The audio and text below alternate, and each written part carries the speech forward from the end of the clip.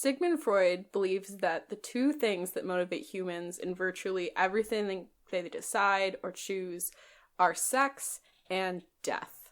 My first experience with death was when I was about 4 or 5 years old.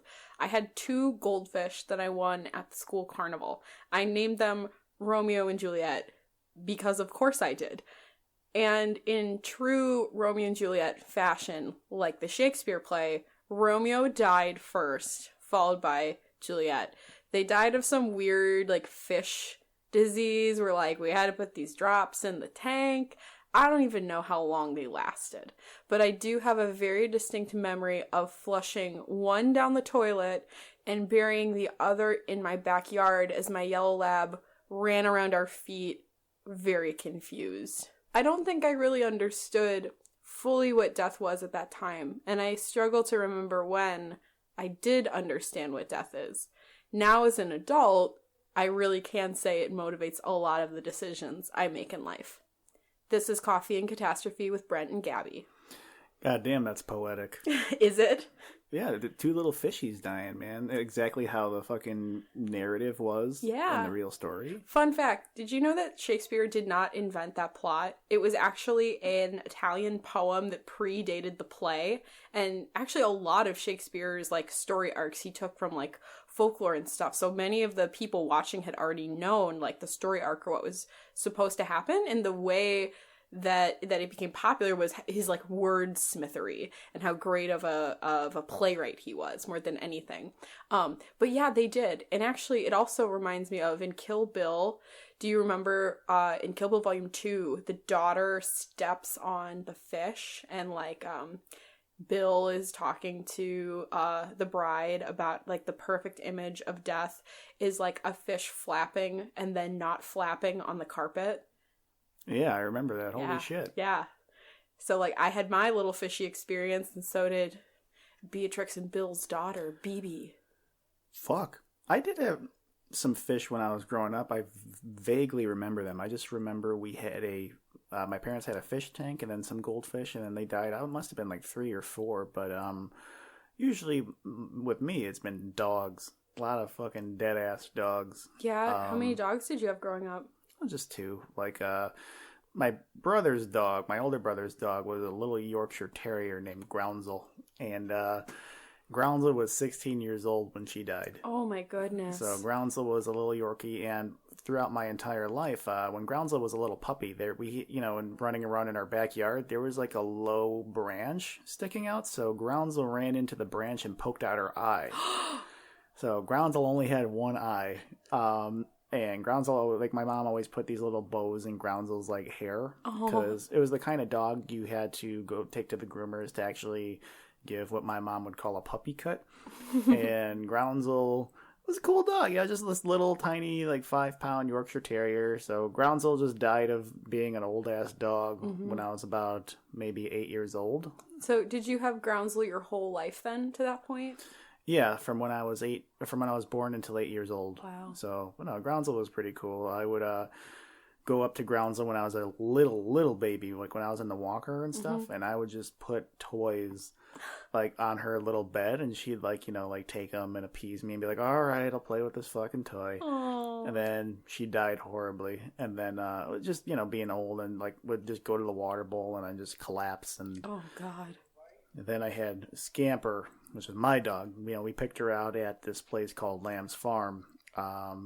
It's really far. I'm trying to think of where it is. It's off of Milwaukee Avenue or Route 45, somewhere around there. Yeah, it's probably only about 15 or 20 minutes from us. Yeah, and there's this black Labrador retriever, and I remember she had a brother, and we were playing with both the dogs in the separate room, and then Scamper was the one that brought the toy to me. Oh. And I was like, that's it. And we brought the dog home. And I remember when I was a little kid, this was 1996, so I was at least maybe 9 years old then. And then I said, this is the happiest day of my life. And I really was. And then she died terribly in 2005. She had this weird fucking bone cancer. Oh, no. That completely ate her up within 2 weeks. Like, literally, like, oh my God. Like, at December 1st, like, she was fine. December 15th, she was dead. Oh my God, that's horrible. Yeah, so like it started eating up her elbow, like the elbow on her right like arm or whatever you call that for a dog. I know because a hand is its paw, but then the doctor we took Scamper to the vet to have the operation. Doctor operated on the wrong arm. What? Yeah, so Scamper couldn't use both of her front legs, so when we would take her outside to piss, she would fall forward face first into the snow. Oh no. And she lost literally like 30 pounds within 2 weeks, and it was such a sad and miserable and traumatic death, and I kind of regret not being there in the last moments of the dog, because we took the Scamper to the vet, and we were crying, and then I just kissed Scamper on the head, said goodbye, and then we just left the vet. How some people stay with the dog until the very end. I didn't do that, and I still regret it to this day a little bit, but at the time it just ripped my heart out, and even still I'm very fortunate to where I have not lost anybody close to me as of yet. So like my mom and dad are still alive, my brother's still alive, I did have a grandma that died when I was in 7th grade, but I wasn't really close with her, and a lot of people that die like in my lifetime, they're either people I'm not really close with, so usually at the funerals, I'm not as sad as I probably should be, only because like I just don't know these people. Yeah. When you said like you weren't there in the last moments, did you step out of the room when they put her down? Yeah, we just dropped her off into that office, and we just left the building and went home. Oh, really? Yeah. So my yellow lab that I talked about, Shadow, was my first dog. We got her when I was 4. I must have been older with the fish. I probably was actually 1st grade. But Shadow was my first pet, and when I was 15, she was like 11 and a half, and like literally one day she just kind of collapsed in the yard, and we took her to the vet, and we found out she had like kidney cancer, and literally that took her down within like the same like couple days, if not a week. Like she collapsed. My parents had to like go in the backyard and like hold her up to go to the bathroom or whatever, or carry her out there. And then they took her to the vet overnight for some testing. And then in the morning they called us and were like, it's like progressed really fast. Like you need to just probably make the compassionate decision because she's suffering. And I remember her so she couldn't walk. They brought her in on a stretcher. And as soon as like they put her down on the floor, she gave this big like tail thump and was just looking at all of us. And we all like sat there, and I'm oh my God, I'm getting like teary-eyed right now even thinking about it. And my mom was really adamant that she didn't want my brother and I to be in the room when they put her down. So we stepped out with my dad, and my mom stayed there with her. And I don't know if this is a mistake or not, but they put her down and my mom was there with her, and like my mom just told her like, what a good girl she was. And you can hear that I'm getting teary-eyed and I have tears in my eyes. That she was such a good girl, and she protected her family, and that she was like the best dog ever. And then when we came back in the room, she was dead, but her eyes were still open. And I almost regret having the last moment of my dog, last memory of her is her being dead. Like, I almost wish I didn't see that. Now that we're looking to like my brother's dog, Hawk, who I've talked about, who has liver cancer, he just within the past 3 weeks went blind. His retinas stopped working. There's nothing we could have done to prevent it. He's blind now. And he's still eating, but now he's adjusting to being blind. And his cancer is progressing. The mass on his livers you can actually feel on his side now. And our vets basically said, like, you'll know when it's time to put him down because he will, like, get really antisocial. He will stop eating. They said basically if it comes a 4 to 5 day span and he is not eating, you need to bring him in. So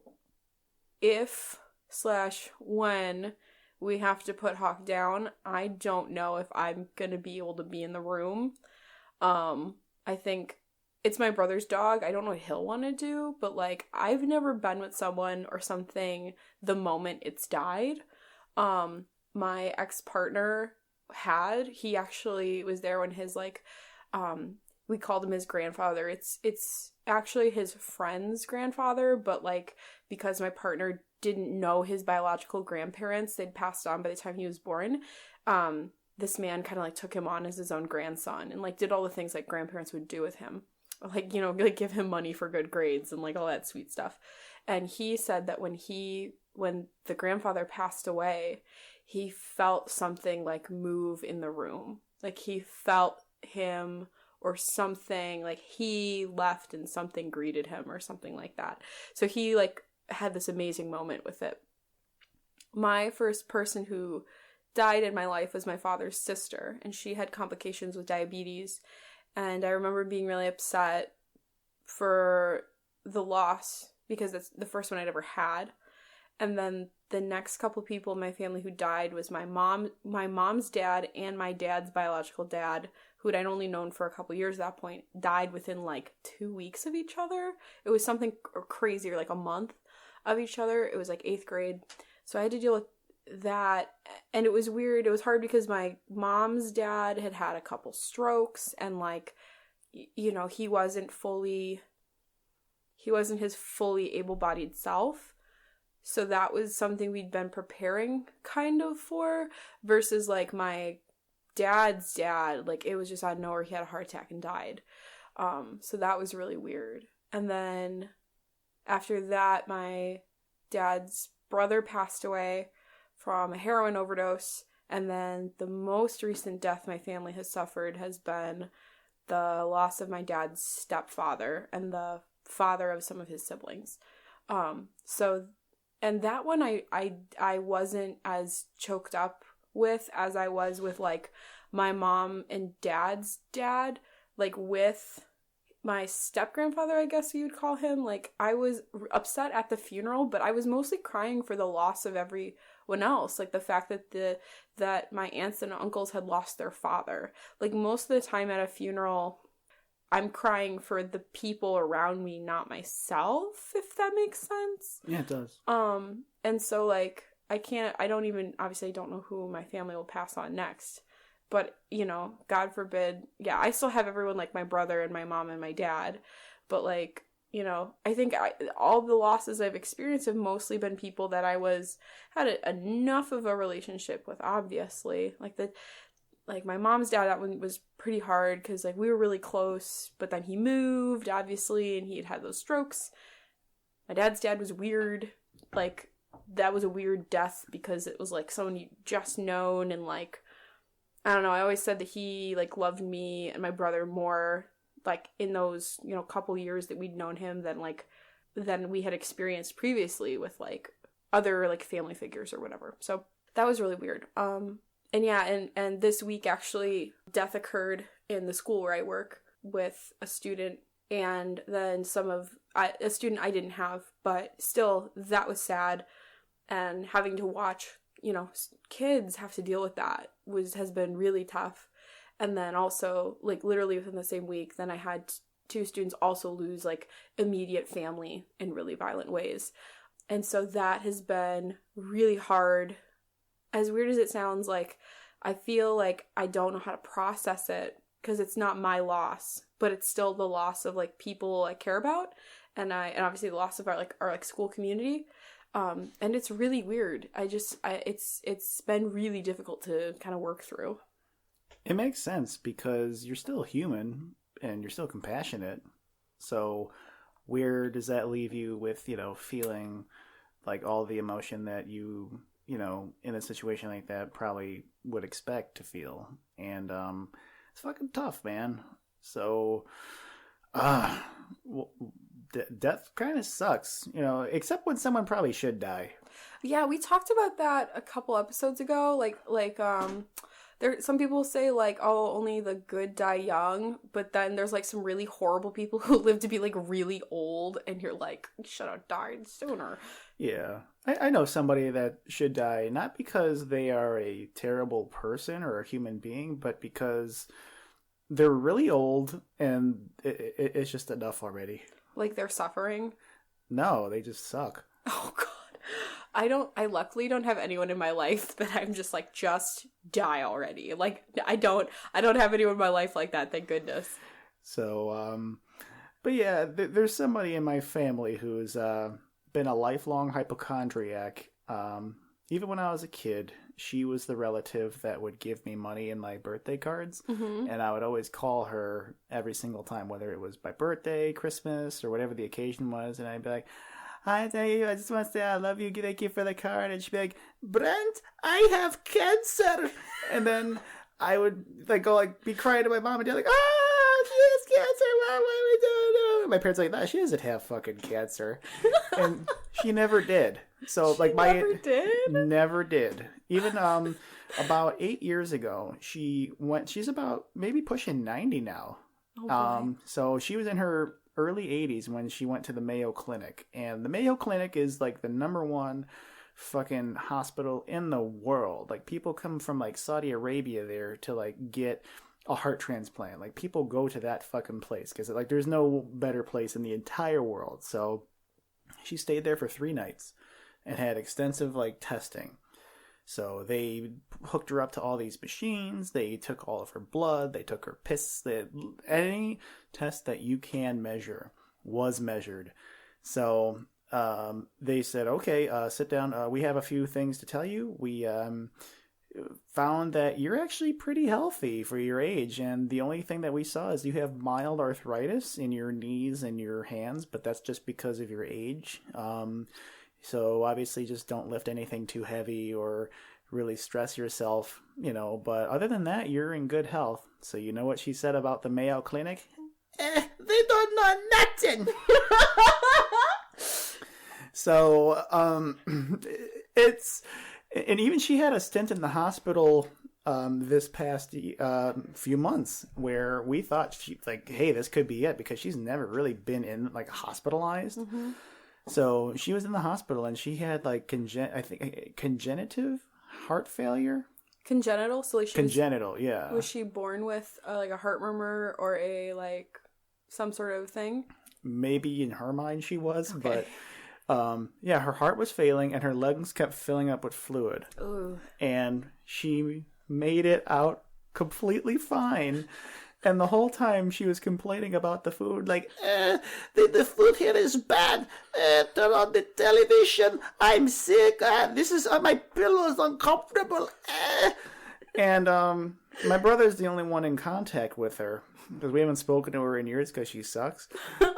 So my brother was talking to the nurse, and the nurse was like on wit's end. Yeah. So then the nurse, as tactfully as she said, asked my brother, is she like this all the time? And then my brother said, just admit it, she's fucking crazy. And then she was like, I'm sorry, she's a lot to handle. And my brother was like, it's all right, yeah, she's a real piece of work. And then wouldn't stop complaining the whole time she was there. Oh my God. And at this point, my brother's wife had eye surgery where she had to have injections in her fucking eyeball and had to be in the hospital, and she was in really, really, really bad health around the same time that my grandma was in the hospital. So when my brother went to go visit her and said, yeah, my wife is really not doing good. She's, having these eye injections, and then she's asked to stay in the hospital as well. So then she said, well, I hope they feed her more food than they're feeding me. What a miserable, horrible person. No matter what news you have, and like my family is just completely filled with tragedy of people like almost dying and going to hospitals. She always turns it around on her. Oh no. Which is like even like my brother, he had this health scare a couple years ago as well. So he went to go visit her in the old folks home, and she's like, well, yeah, my knees have been hurting and I can't walk, I can't eat, I can't see. I think I'm gonna die. And she really hams, like, she's actually fine, but she really hams up like the sickness part. So I'll give you an example. I fucking saw, like, whenever she used to live with us for about 2 years, and then we just said, you got to get the fuck out of here. We can't take this anymore. How old were you when she was living with you? I was like 26, 27. This is like this is 4 years ago, 4 or 5 years ago, so very recent. And it's like she never left the house. Like, that's how much, like, it just dominated our space. So she would pretend to, like, be hurt all the time.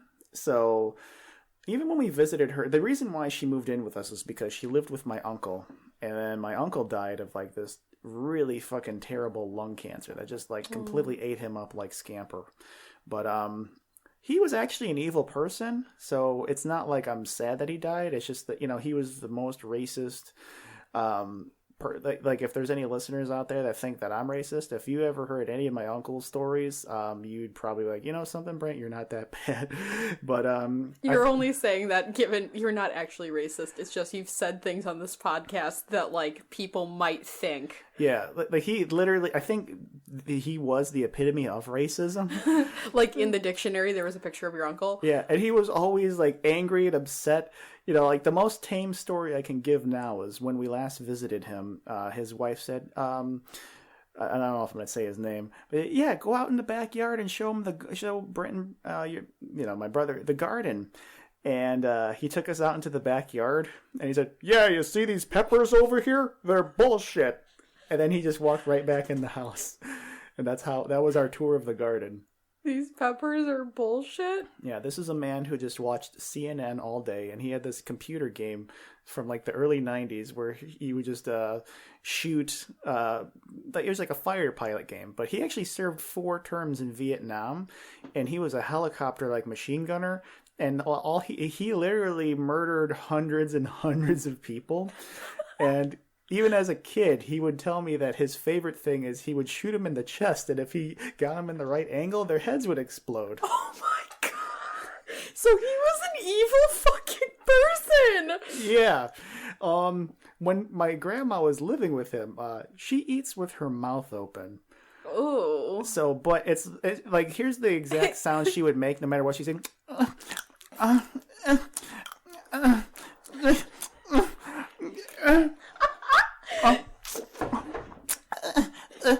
So it was... And that's, like, never ending throughout the whole meal? It never ends. So she's, like, wincing in like, pain, and she's, like, chewing with her mouth open. It's the most... Like, I remember we ordered gyros for the family one time, and she was sitting there like, it's good. Like, just, like, stuff your fist. And so even when she liked it, she made those noises? Yeah. So one day, it's always been like this. So she was eating in the same room as my uncle. They're sitting at the same dinner table, so he couldn't take it anymore. So he went into his room, he got a gun, and then he put it in her hand, and then took her outside and said, yeah, I can't take your fucking eating with your mouth open. Why don't you just do us all a favor and kill yourself? You're fucking... Okay, I thought my family was fucked up. This is the craziest shit I have ever heard. My uncle, he's like one of the funniest guys I ever met. No. That was a typical day. And then, like, but that's how bad the chewing with the mouth open was. So... Or how evil your uncle was. Either one. Yeah, so... But no matter what, like, when she would live at the house, like, when we visited them, my grandma, fuck, it doesn't matter anymore. Yeah, you already slipped it earlier. Yeah, so she went to like go run some errands, and, like, the community bus would come pick her up, and then she would just walk with a cane out of the house, and, like, she was limping and really, like, selling the fucking... She's like, I can't walk, my knees, my feet, my back, So she just walking out of the house, and then as soon as the door closed, my uncle said, it's all a fucking act. It's all an act. She's putting on a fucking show. And, like, he would just swear like that, like, just constant bollocks. Yeah, she puts on a fucking show, but when no one's watching her, she's walking across the goddamn floor like no problem. I saw her walking outside the other day. She actually lifted the cane and ran to the fucking bus, thinking it was gonna take off without her. And it's true. I took her to the bank one time. I drove her there, and then she, like, with the whole cane, she's like, I don't know if I can walk down these steps. Ugh. So we have just this one step leading up to my front door, and she's walking down with the cane. She's like, oh, God. like almost like pretending she was crying. And then we got into the parking lot of the bank, and she actually beat me in there walking. She lifted the fucking cane up and then just sped in there like she had to take the shit of her life. Oh my god. So, and then she said, and then like when like I like was like, "Are you okay?" And then she's like, "Oh yeah, Brent, I can't make it." And then there were a few times where I was downstairs in the kitchen making breakfast early in the morning, and she didn't hear me come down, and I was just standing into the kitchen. And the way our kitchen is set up, where it's just one main room, and then it overlooks the living room, straight ahead to where the back door is, and her bedroom was off to the right. So the only way she could see me coming is if she was actually in my line of vision. So I actually saw her just leisurely walking into the kitchen with her head down, and she didn't even notice. And then when she looked up and saw me, she went, and then just limped back to the fucking bedroom. I am so sorry, because like on the one hand it's hilarious, and on the other hand it's so not okay that like I couldn't imagine like living with her. That would just kill me. She would call like her friends, and she would even tell like my brother like fucking blatant lies. Like she would say like, they're hiding food on me, they hide the bacon from me, they don't want me to eat anything, I'm starving to death. But she would literally drink 3 pots of coffee a morning by herself, and we never hid anything, and she actually gained 20 pounds living with us. So it's like, how the fuck are you gaining weight off the food you're not eating? You gave her a lot of gyros. I have to ask, did you have any gardenia on your gyro? No gardenia on the gyros. But she just smacked her lips, and she would do it wearing her hoppies. Her hoppies. Yeah, I do not have a family member that is obnoxious like that. I just would, I might be speaking for all listeners out there when we say maybe it's time for grandma to go see God. I was actually, I'll use this as a segue. What do you think happens when you die? Man, I've changed my mind a lot throughout the years, and I'm still not set in stone as to what happens. I think a lot of people's fear of death is to still have somewhat sort of consciousness while after they're dead, or they're dying and they're conscious of it. But yeah, that's my fear, is that like not even conscious of when I'm dying, but like that death is like this weird abyss where I'm conscious but can't do anything, and that's eternity. Like that sounds like hell.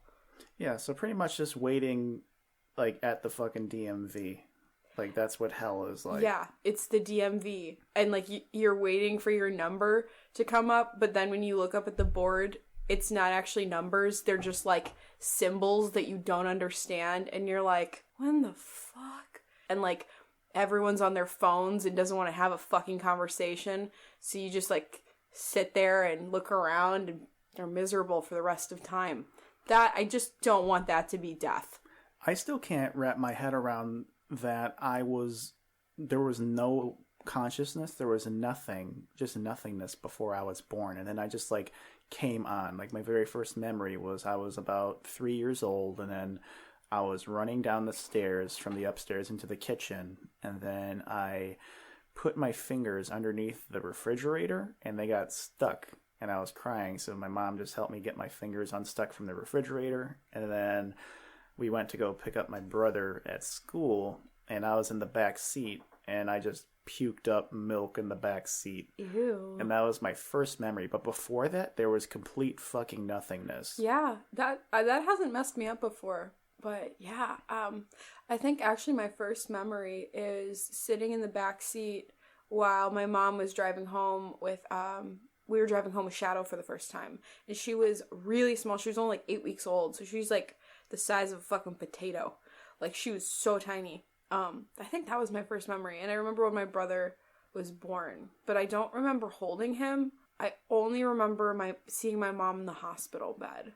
I don't remember seeing my brother. And I remember that day, like, in preschool. Like, I remember my grandmother picking me up and knowing that I was going to go meet my baby brother. But that was it. the thing that I think a lot of people think of when they think of death is if they're like a religious person, like the possibility of an afterlife. And like, I think an afterlife would be awesome because life is great and I don't want it to stop. So it'd be cool if there was like a space where I could like hang out with like all the people that I love once I'm like off the planet. But at the same time, like, there's not really, I haven't seen anything or felt anything in my life to make me feel like there's something beyond this living plane. Not like my ex who like felt something and like he like really like it kind of like re-energized his like faith and like beliefs. That's just some trippy shit, man. I can't even wrap my head around it. A part of that afterlife scares me too, is because I fear that I would go, like, once I die, I go up to the stereotypical pearly gates of heaven, and I'm like, Brent, you did this, go to hell, and I'm like, ah, and I'm just eternally suffering, and I wouldn't just want that awareness that I was living. So there were a few times, like, even like in my deepest fucking darkest times in my life, like even like in the heart of like my true depression, I kind of was okay with death. I'm like, something, I'm not going to kill myself, but if I die, like, I'm totally cool with it. I fantasized about, jumping in front of a train, but then I'm like, fuck, I've been on the train when people have killed themselves, and that's so inconvenient. I'll go another way. So I just really couldn't kill myself in a convenient way. So, you've been on a train when someone jumped in front of it and died? Yeah. See, what they did was they were on the train tracks, and then they intentionally stuck their head out, and then they literally exploded. That's horrible. So the train was stopped for 3 hours, and were you allowed to get off and leave? Nope. So, and we were literally like a 30-second crawl from the train station too. So, and we couldn't get out because right before the train station, it was just wilderness. Oh, yeah. So, but we saw like the coroner's office like around the train picking up fucking body parts, trying to pick this fucking guy up. Oh my god, that's hardcore. That's horrible. Yeah. So I've been to one wake when I was a kid where I saw the body in the coffin of like the old lady who was a next door neighbor, but I didn't really process what was going on. I just recently saw someone dead in the hospital, and that really fucked me up. Yeah. It was a dead baby, a dead child. So, yeah. But the weirdest thing about that was the child looked peaceful. That's creepy. Yeah, it's not like, when you picture like someone dying, like you don't picture a content and peaceful face. You just picture like this fucking frown and scowl. Yeah, well, like all the dead bodies I've seen, like the thing about like when you see a dead body, is no, but like it just doesn't look human. It doesn't look like the person. Like, it always freaks me out that the hands look really flat. The hands are like, they're messed up. And also, like, morticians have to like, they have to like break the backs of the people to make them lie flat, and like all this shit. Like, it's literally just the body at this point. Like, it's weird and gross, and oh my god, I remember having a conversation with a guy when I was in college. I will not, first off, I don't like looking at the body. I really do not like standing next to the casket. I sure as shit will not touch the dead body. Like, I cannot. And he was like, that's so weird. Like, that used to be your loved one. I'm like, I don't fucking care. I'm not touching it. And also, it's really not them. I believe in mind and soul and body dualism. I think they're separate things. Like, this is my vessel, but really me is something else. And like, it's just so gross. I just fucking can't. Ugh. I don't blame you. I'm so awkward where I feel like if I were to touch the body or like the hand or something, like it would cave in and then fucking beetles will start crawling out of it. Like, literally, like, I don't want to actually know the embalming process because like it would gross me out too much. But like, gotta imagine, like, their shit is broken apart, their mouth is sewn shut, their eyelids are sewn I just can't. I'm gonna gag. I just can't. It's disgusting. I do you know what you want to happen to your body when you die? I always thought about cremation, only because of the cost. From what I understand, it's a lot more expensive if, like, like they put me in a coffin, and then they took me to the cemetery, and then they like reserved a plot and dug it up, and then lowered my ass in there. Only your ass. Only your ass, just nothing else. Well, like, see how I would want to go is, like, I want to be buried with my ass sticking out of the ground, so then some people, like, have a place to park their bicycle wheels. That's such a great idea. You're, like, contributing to your community. Yeah, because, you know, I didn't have a place to park my bike when I was a kid, and it would have been really convenient if I had someone's ass sticking out of the ground just to put the tire. That's such a lovely idea you've had there. Yeah. I kind of like the idea of being buried only because, well, one of two things. There's lore in my family of a deceased family member being in a coffee can under the seat of somebody's car for like 10 plus years, and then when their spouse died, they just added them to the coffee can and like kept it in like under the passenger seat of the car. That freaks me the fuck out. And then secondly, at my dad's mom's house, like all like her 2 dead children and her dead husband are on the mantle together, and that image is just fucking creepy to me. So like I don't want somebody to like, I don't want to be in a fucking can for someone to like have to hold on to me. So like maybe I would ask to get cremated and then buried somewhere, because yeah, it is really expensive to get buried, and then like to have a headstone, like I don't know. See, here's my dream death experience. I fucking die, and what happens is I have an open casket, like wake, but I have like pipe cleaners like in my bones, so people can like move me and bend me any way that they want, and then they take pictures of me. And I want my funeral, like the procession, I want it to be like a roast. You know, like a fucking comedy roast where people just come up to you like, Brent, this fucking racist piece of shit. I loved him. You know, he made the best breakfast. I'm going to miss you fuckface. You know, I just wanted people to just be like talking massive shit about me, like in a playful way at my funeral. And then everyone's like laughing and coming together. And then they just pose my body, so like they could like just throw like gang signs or like however they want to pose my body and take a picture like a selfie or something. And then I would want to be cremated after that. And then what I would want to have happen to my ashes is I would want a little amount of my ashes to be given to everybody that was important in my life, and I would want them to scatter my ashes in a place that was important to either our friendship or relationship. So, like, if I took ashes and, like, went to the writing center where we met and just, like... yeah. Took it out, like, dude, you get vacuumed up at the end of the day. Are you okay with that? Hey, it's kind of like a few episodes ago where I said I love leaving my mark no matter how temporary. Oh, that's true. Oh, that's true. Or you could just put me outside, you know, it doesn't have to... Yeah, I would just put you outside the college, like, there's, like, a pond, that beautiful, like, little wilderness part. I'll just put you out there. Or put me in the place where I regretted not saying hi to you as we walked past each other, going out of the tech wig. Out of the tech wig, yeah. No, that'd be funny. I always think of, when I think of, like, ashes, I think of the Big Lebowski, when they spread Donnie's ashes on the cliff, and Walter, like, sprays the ashes, and then it gets, like, tossed back into the dude's face, and he's, like, so fucking mad, and he says, "Good night, sweet prince." Like, throws the ashes. That's what I think of. Man, you see what sucks about my funeral and shit? It was that I won't be there. I mean, I will physically be there, but I won't mentally be there. Yeah, no. Well, maybe you could end up like in Caddyshack. You'll like do some deed for the Dalai Lama, and he'll give you complete consciousness on your deathbed. Yeah, what I'm really hoping for is that it's like a pick your own adventure book. Like, you know how you like pick your own adventure, and then you get to the end, and you're like, you know, something, I'm gonna go back and see what it would have been like if I made these other decisions. Would be cool. That would be awesome. I would love if death. That would be really cool.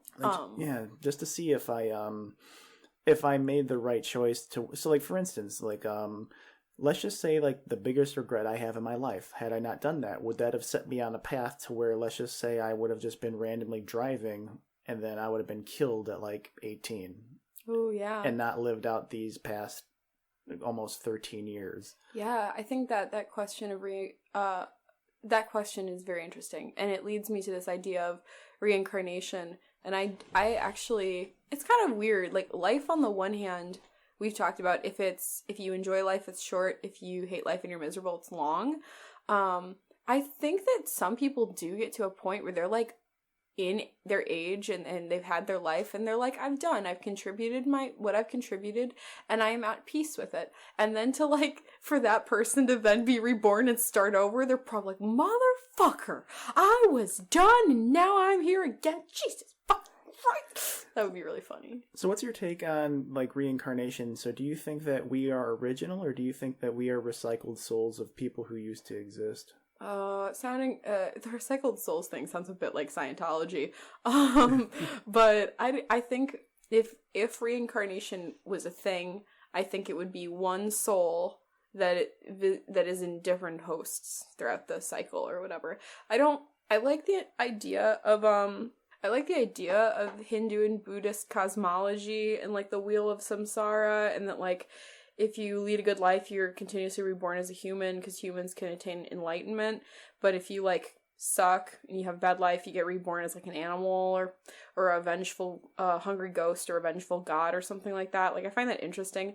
I just don't think that's probably what it is. Like just because I have a hard time again like believing in things that I can't see or feel.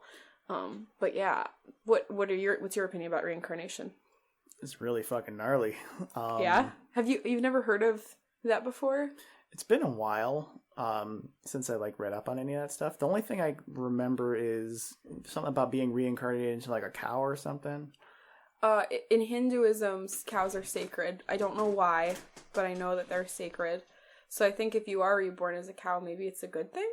But like, yeah, no, oftentimes in Buddhism, they believe that like there's like 6 different castes you can be born into: animal, vengeful god, hungry ghost, human, regular god, and then one other thing that I can't. And it's kind of like you want to be reborn as a human because humans can attain enlightenment. And ultimately you don't want the 3 bad things. Like hungry ghosts are stylized as like having these massive mouths and these tiny throats so that they can like never be satiated or like satisfied with anything.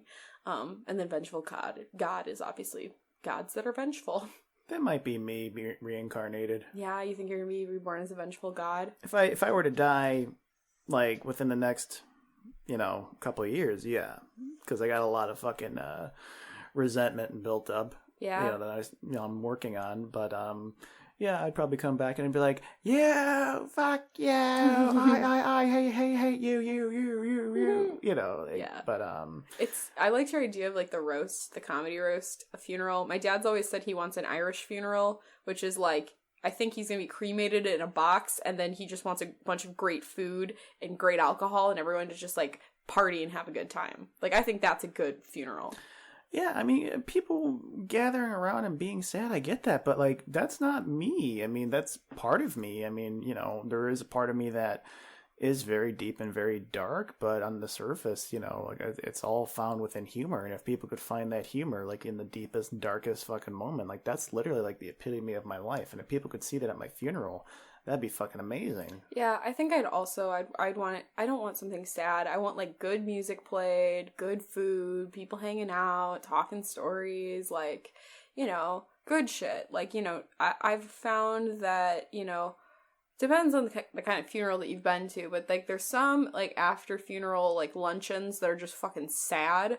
And then you get to ones like my family, and then it's at a bar and everyone's just kind of shit-faced and like, you know what? That's really the best part, is just getting good food with people and getting a little drunk. So you might as well just make that the funeral in my eyes, and have the person in a fancy box in the middle of a table that they can go up and talk to you and talk shit at you. It'd be really funny. It kind of leads me to this question. So just right before all of that happens, what are your limits on having the plug pulled on you?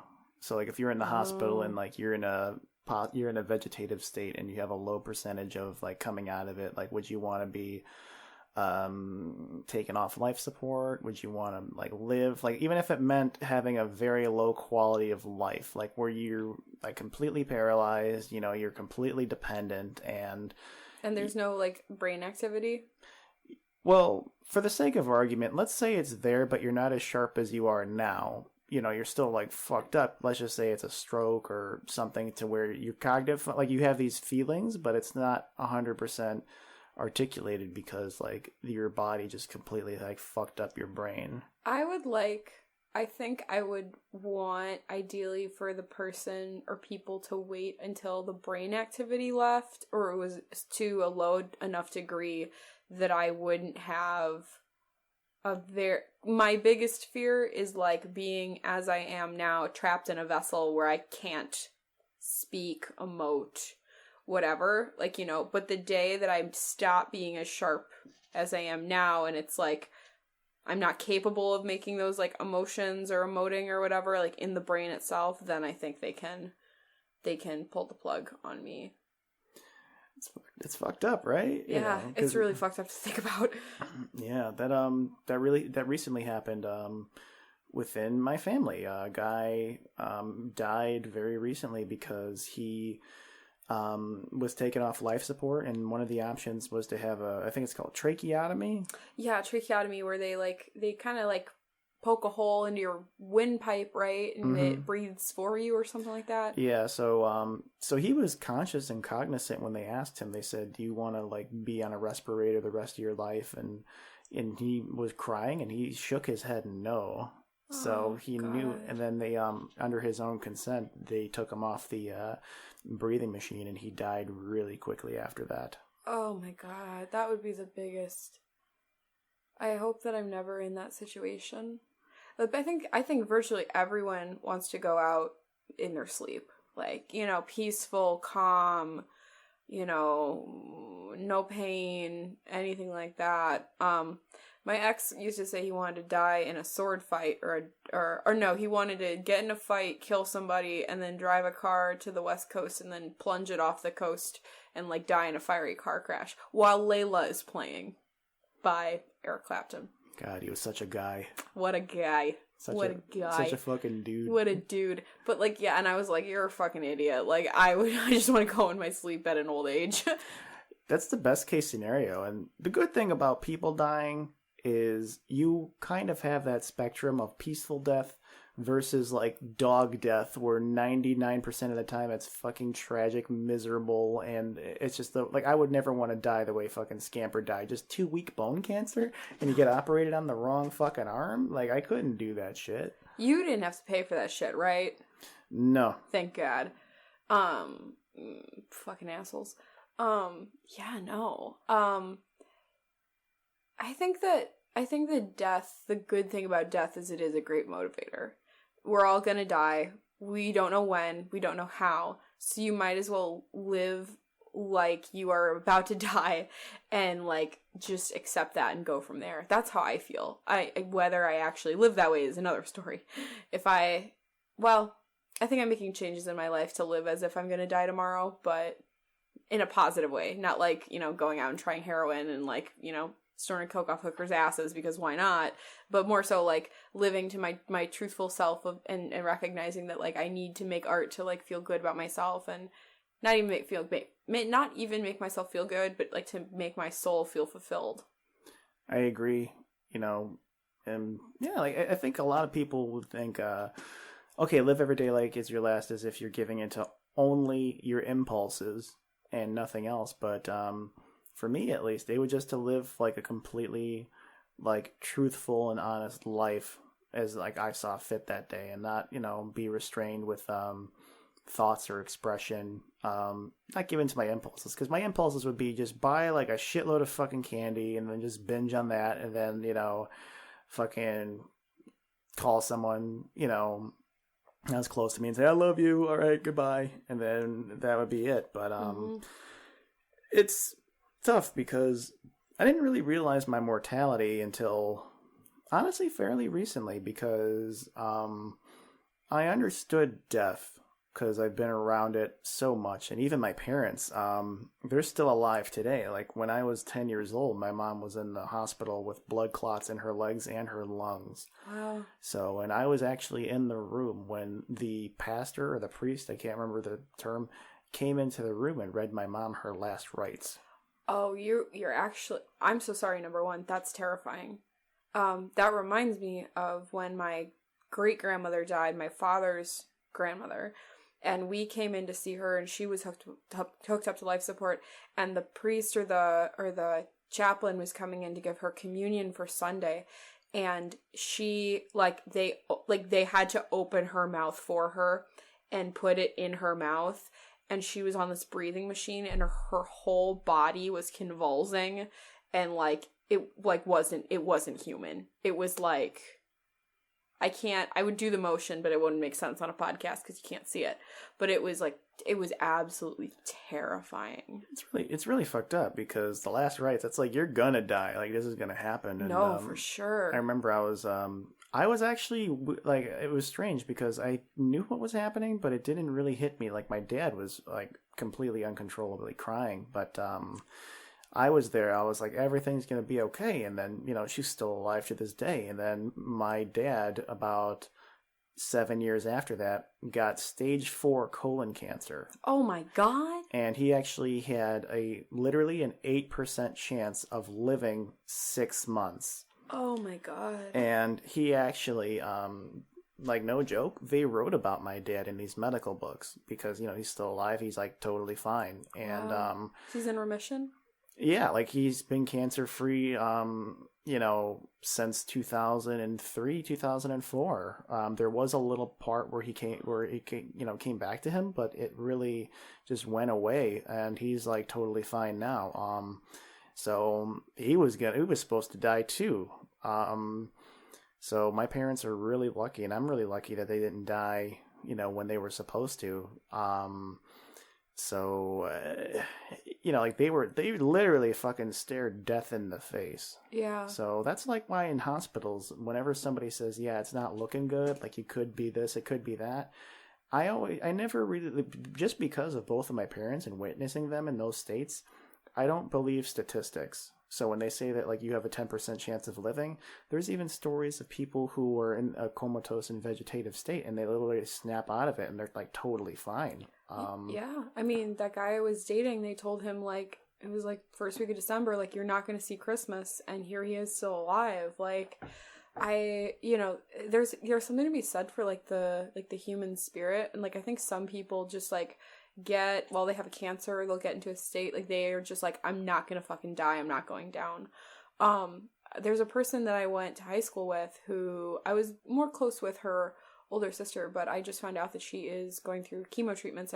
Believe she has leukemia, and that has been fucking me up. And then there was another person I went out on a date with who said he had, like, lymphoma, and they, like, the course of treatment he basically said was, like, if you're gonna get cancer, do it when you're young, because your body is still able to take all of the chemo and, like, repair itself pretty well. When you're older, it's really hard for your body to rebuild from that. So, but I'm still in this state where, like, I really struggle with the idea that, like, I could be dead tomorrow. Like, that, like, I hear of these cases where, like, people, like, that I know or acquaintances have, like, suffered massive things, but it still feels so alien to me just because, like, I can't picture it happening. But that doesn't mean it can't, which fucks you up. Fuck. I wish, even in death, like, you get to really see how people view that person, whether positive or negative, and sometimes I just wish that, like, I would be reminded of, like, how much I mean in people's lives, without being dead. Without being dead. I'm not saying that, like, like, the people I do have in my life that do appreciate me, they do let me know, but I, like,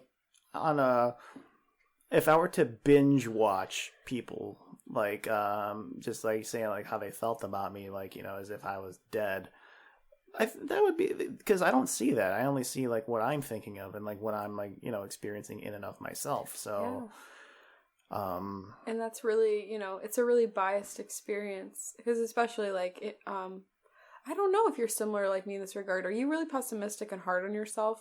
Yeah. Okay. So, like, like, the narrative in your head at all times is, like, it's some variation of you're a piece of shit, or you're unworthy, or you're not doing good enough. Fuck all those. Yeah. So, yeah, no, that's just how I feel, like, at all times, basically, with it. So, I forgot what I was going to say next. Well, you're not gonna die, are you? No, not as far as I know. I hope not. It's fucked up. That's something that we all have in common. Is literally that fucking spectrum of life. Like we were all born, and we all are guaranteed to die. Yeah. Yeah. And there's all this nuance in between, to make that process a lot less painful. Yeah. And I mean, that person who I knew who was like told that they were going to die by Christmas, like now that he is like alive, and I think they've told him that he is fully like functionally normal as if he never had the ailment that he had. He has to have medication, I think, for a while, and they can wean him off, but he really is in this space of, like, evaluating, like, now that I'm not going to die, like, what am I going to do with my life? And he had a lot to figure out, and I think that anyone who is faced with that probably feels that way. And I think that I wish we could have those deep conversations and thought experiments with ourselves without death having to be on the line. You know what I mean? Because, like, how many people walk through life not thinking about the fact that they could be dead tomorrow or get a disease that will, remove the possibility of completing what they want to do out of life. And I wonder, again, like, wouldn't it be great if the people that loved us just told us every day, like, why they loved us, or once in a while, like, all the things without us having to be dead, or, like, before I get, like, whatever ailment, could you tell me, like, how much you love me, or, like, why you love me, and stuff like that. I almost had a really funny thought. What do you want to... You said you want to be cremated? Yeah, after I have the pipe cleaners installed in my body. And I actually was working with a student who wanted to actually be a mortician, and she was in her mid-40s and wanted to go, like, she's been a nurse her whole life, and she wanted to go back to school to specifically be a mortician. Good for her. She was one of the most fascinating people I've ever talked to, and she was really, really feisty too. Like, she was like feisty, and then, like, she'd always like, and no one ever really talked about this stuff with her because if people are talking about death, they're like, ew. But I was just like, please tell me more. And she's like, explain to me the process. And she was so feisty and energetic. She's like, see what they do with the body is they stuff it with this, and then they do it with that. And I'm like, something that doesn't bother me. People want to have their body stuffed, and people in that situation, they really need to be comforted and make them feel good. So I think I could do that. Like, and I was like, awesome. I'm like, you fucking go. And I was like, can you? And I told her the pipe cleaner thing, and she's like, something, Brent? I do that for you. That's awesome. You give me a call if you want it. Give me a call. I was gonna say, what do you want to be dressed as with the pipe cleaner thing? Do you want it like a suit? Like, I think I don't know how old I would be, obviously, but I want to look fucking awesome for a dead body. I want to look fucking glorious. Like, fuck your mortician skills. I want, like, a girl from, like, a Mac counter to come do my makeup, and, like, I want to look fucking fabulous, and I hope someone can touch up my roots, and, like, I just want to look fab on my deathbed. I want to look the same. I want to look unshaved, and then I'm wearing a wrestling shirt. Please go unshaved, because so when my uncle died, they shaved him clean, and it was the first time I'd ever seen him clean shaven in my whole life. And he died when I was, like, in my 20s, like, in my early 20s. So it was just like, what the fuck? Like, oh, wait, was I in my early 20s? Oh, I was 19, sorry. Close enough. I was like, it's a number, whatever. Yeah. I just forget how old I was when people died. Yeah, isn't it like the vanity of being in an open casket, though, is so you look presentable as dead for other people? Like, isn't that technically objectification? It kind of is. Actually, I have this really horrible memory of, not horrible, I'll let you be the judge. At my aunt's funeral, I have a very distinct memory of my aunts going over to the body and, like, putting lip gloss on it because it didn't look good enough. That's, I have this memory of them, like, rubbing in the lip gloss on the dead body. And I was just, like, I was, like, what, 12? I was just disgusted, like. That's pretty fucking funny, I gotta say. I mean, like, when else are you gonna... They were literally critiquing her look. She was a dead fucking body. I can imagine seeing that in a movie and that being like an allegory on like how our society is, No, honestly, yeah. No, totally. What do you think about, like, some people want there to be some sort of technology that we can store all our memories on before we die, and so our memories or our stories will, like, live on separate from us. Would you want there to be some sort of, like, device that could tell your tale or have all your memories before you die? No.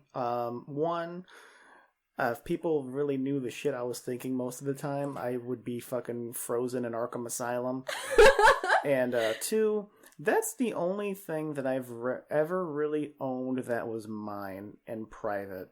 You know, the shit that I'm sharing with you is just not even the surface of, like, just, you know, who I am and, like, what I think about. And it's not that I'm restraining that from everybody. It's just that it's literally never ending. There has never been a moment in my life since I've had consciousness where I wasn't not thinking. And that's fucking crazy. Like, that's literally almost 31 years of a goddamn TV show. Like, as long as the time has been going. It's not like I have a season. Like, you know, okay, I'm not on season 31 of Brent's life. You know, maybe if we were to divide it up into years, but it's just been this long, continuous fucking stream of, like, one thought that's either, like, evolving, like, changing, like, sometimes, like, you know, I'm, like, euphoric and I'm, like, on top of the world, and then sometimes, like, you know, like, I'm in, like, the lowest of lows, and not necessarily within a very close proximity to one another, but at least parts of my life, if this is, like, a wavelength, you know, that would be the whole wavelength. So it's 31 years of shit to scrub through, and I'm pretty sure people would scrub through it, like, when I was 12 and, you know, I was really fucking, you know, just, like, going through puberty and stuff, and some of the shit that I would do, you know, so I'm pretty sure, like, oh my god, that's the fucking adult that this guy came out to be. So, you know, I haven't done any horrible shit in my life, and I'm totally fine with that. I've done some contextually questionable things, and I've thought really bad thoughts, you know, about certain people, you know, typically when I'm, like, in anger, but I think most people have those thoughts where, you know, they become vengeful in a way, like when they're just completely overtaken with anger. Mm-hmm. So I would want to see the memories for myself. Like, if I can actually get, like, a fucking DVD, like, the best of Brent's memories from 2004 to 2005, like, I would love to go back and write, you know, and to just see that shit. But the only way I can do that now is if I write honestly within a journal, which I've been doing consecutively every single day for the past 4 months. But then before that, January to February 14th of 2017. So I look back at some of it, oh my god, like, I completely forgot that day, but I remembered every single part of that day once I read that shit. And that's the only real way I can go back. But sometimes I'm reminded of a fleeting feeling, like I hear a song, you know, because music fucking captures, like, the feeling of the times, like, so goddamn well. You know, I hear certain songs and I'm just transported back to that period of time in my life. Yeah. So I would like to see it for my own, like, vanity reasons, but for other people to see, I don't know. I guess it would be interesting to see, like, if a person really lived an honest life. If you looked at at their thoughts and you're like, you know something, that's something that Brent would think. Mm-hmm. Or if they're like, oh my god, I had no fucking idea this guy was that weird. I mean, yeah, there's like a positive and negative to it either way.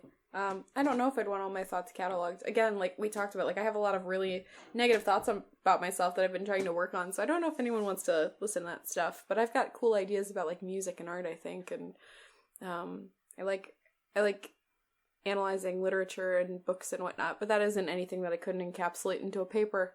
But yeah, I don't think I'd want to. It kind of is very, like, eternal sunshine of the spotless mind to think about, like, the capability of wiping memory, storing memory, all of that stuff. But yeah, death, man, it's everywhere.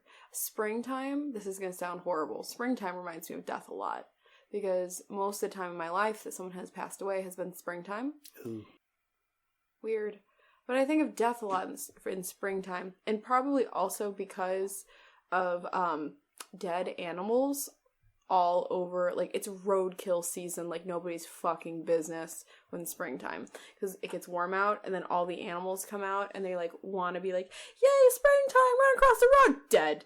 Hit by a car, dead. I hate when people say these animals are fucking stupid, and, you know, these animals have existed for tens of thousands of fucking years. Thank you. And only within the past maybe 50 years have there been cars. So Thank you. when they see, imagine if we just saw a goddamn gigantic brick with lights coming at us at full speed that's literally thousands of pounds, tens of thousands of pounds heavier than us, and it was like 10 stories tall. We would stop and fucking look at it too, and then it would hit us. And then the Titans would be like, oh, these humans are fucking stupid. Like, it doesn't, like, and again, it's like an animal. Like, it doesn't know. Like, because it's like, it doesn't have a network of understanding of, like, this thing is gonna kill me, this is a car, this is driven by a human. Like, that's not there. So yeah, have you ever hit an animal with your car? Maybe not intentionally. I always swerve. I brake for squirrel, everything. I brake for fucking birds. I brake for fucking geese. Although, like, don't you fucking hate it when, like, a gaggle of geese, like, gets in front of your fucking car and they act like they own the goddamn road and you go as slow as they fucking want? Do you know why? Because they're assholes? No, it's because they're fucking addicts. What do you mean? So, feeding geese and ducks bread is actually the worst thing that you can do. Oh yeah, because they'll stop eating on their own, right? Yeah. So what happens is they love the bread so much that they become addicted to it. So they fly to ponds just to seek out bread, and like they're literally on the street corner looking at you like, "Hey man, you got some fucking bread, man? Oh shit, I'll suck your dick, man. I'll quack at that shit." You know, they are fucking like drug addicts, like in the middle of the street because we keep giving them bread. Well, who feeds geese though? Ducks, I understand. Geese, nah. Well, most of the ponds, like in Vernon Hills, and even around here, like geese still go to those certain ponds. Like, yeah, there's a lot of ducks, but you know, a lot of people just scatter breadcrumbs or whatever, and the geese they'll eat anything. Like, you know, like especially like kids walking home from school, like they have a half a bag of Cheetos and they just just empty the bag on the grass, and the fucking geese comes by and like they're like, this Cheeto's the best fucking thing I ever had in my life, and then they like leave their families and and then they're on the street corner. Yeah, they're on the street offering to suck your dick for a Cheeto. Yeah, they just want to quack at your dick for fucking Cheetos and bread. Geese are fucking scary. Ducks, I love springtime to get to see all like baby animals, like baby ducklings, like crossing the street and like stuff. But, yeah, geese fucking suck. Canada can have them all back. Done with geese. They shit so much, and they shit, and it's just like these long turds. Green, disgusting turd. Yeah, and they fight with you. Like they will fuck you up. Yeah, they don't care. I have a story about geese like fighting, like chasing me when I was like little. Like apparently my cousins and I went to like Navy Pier and we had like popcorn and we were like eating the popcorn, but then maybe we fed a couple to the geese and then the geese fucking chased us. It's like for the fucking popcorn. Like again, addict mentality. But like no one's ever had a positive experience with a goose. No. Never. Not fucking geese. So should all the geese die? No, all the geese should not die. I'd get my vegan card revoked if I say that all the geese should die.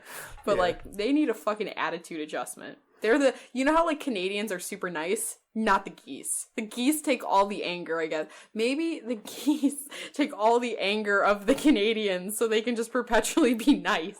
It's like an Key and Peele, like Obama's anger guy. Yes, the anger interpreter, and that's like the goose. The Canadian goose is that for Canada. Yeah, and the way they waddle when they're like running to fuck you up, you know. They roll up on you and their chest is fucking out, and they're like, "What's up, homegirl? You gonna try anything? No, you fucking won't." Yeah, they're fucking vicious and aggressive. Like they're not like passive aggressive. They're like, it must be fucking nice to have sidewalks. They're just, no, they just like roll up and, yeah, man, fuck geese. Man, they're all gonna die eventually too. You know what's fucked up? Okay, imagine almost every single old movie that you have ever seen, at least, okay, from the 1980s, from the 20s to the 80s, I'll even go like even the early 90s. Every animal in those movies is fucking dead. Don't fuck me up like that. Air Bud's dead. Don't fuck me up like that. The Dunstan checks in monkey, he's fucking dead. The Taco Bell dog's dead. Quiero Taco Bell. Dead. It's a dead ass turtle. That was a chihuahua. Oh, well, there's this phrase that I have with my friends where I remember one time I was walking in a forest preserve with my friends and with one of my friends, and we came across this little clearing where there was just like a little shallow pond of water off to the side. So you kind of had to like go through the bushes to get there. So we heard a commotion. There was like a bunch of like little kids, maybe around 8-10 years old. Maybe the oldest was 11. And there was, so we just like went through the bushes and we looked at them, and then they saw us and they're like, look, we found a dead turtle. And it was this big ass tortoise. And then one of them took a big stick and then pried him over. And then the turtle's tongue, like it was just dead. And then like the tongue was sticking out. And then they just went, ew. So we just used the expression, yeah, that's a dead ass turtle. Like we were all and we were all laughing our asses off at this dead turtle, only because the way his tongue was sticking out looked like a fucking like a drunk passed out. Like I've never found a dead animal like that, but I do remember in the 3rd grade I had to walk the block to get to my bus stop, and one morning there was a fucking decapitated rabbit in somebody's yard. Like it was a full bunny on its side, but it only had like a neck bone hanging out. Like the head was just gone. And I remember like now as an adult, I'm like, what kind of satanic teenager beheaded a rabbit and left it at the school bus stop? Because like an animal wouldn't just take the head and leave it. You know what I mean? Like that doesn't happen. So I have no fucking idea what went down there, what Marilyn Manson listening to motherfucker got to that rabbit, but we're fucking stupid. I just like, yeah, yeah, dude. So just don't die just yet, man.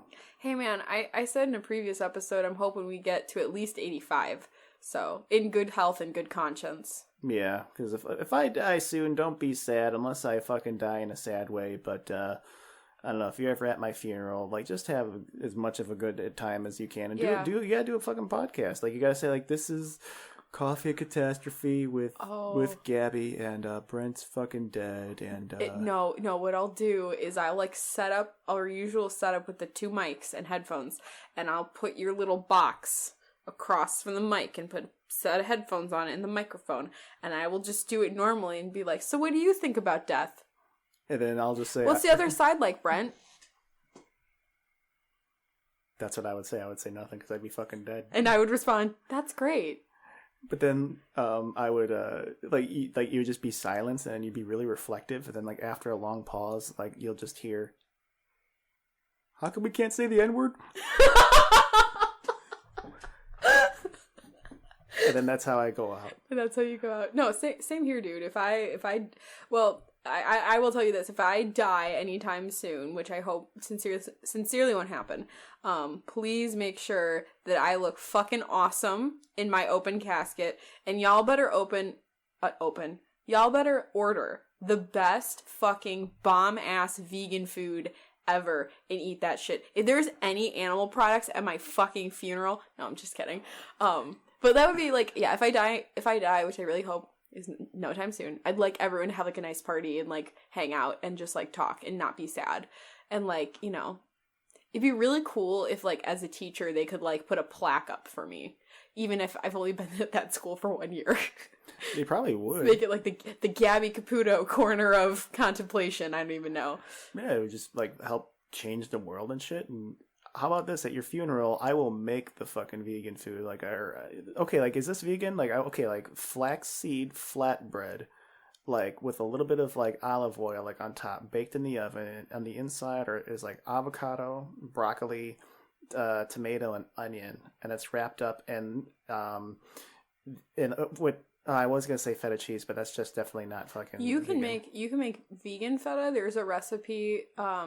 It's not. I don't know if there's any like nut cheeses that are made feta style. There might be some, but there's a recipe I know for sure in one of my Issa Shunner Moskowitz cookbooks for vegan feta, and it's like almonds that you soak in like lemon and some saltiness, and you kind of like grind them up to be like that feta crumbled texture. So like you could make a vegan feta, and the wrap sounds fine so long as there's no egg in the wrap. Done. Definitely, yeah, there's no egg in the flaxseed shit. The flaxseed shit. Yeah, dude, make that. All of you, like, eat fucking sugar and drink alcohol and have a good time and make sure my corpse looks nice. That's all I need. Don't die, man. We still have a lot of things to do, like hanging out and shit. Like, especially that summer's around the corner. So just try not to die, dude. Dude, I'm gonna do my best, but here, you gotta promise to also try not to die. I'll try my best not to die. Pinky promise over the mics. All right, it's official. We did a pinky promise. We're gonna try not to die. So, yeah, death is something that we will never fucking get away from or escape. But it's best to just, fucking do what you got to do now and kind of embrace death. Like, the end is coming, man. So this is like our own little TV show. Yeah, this is your fucking TV show that you star in. I mean, shit happens. We get dealt hands of cards, certainly, but like you gotta make it your own. You gotta do what you want to do, boo boo. Yeah, and with that concludes this episode of Coffee and Catastrophe with Brent and Gabi. Thank you for listening. Take care. Be good to each other.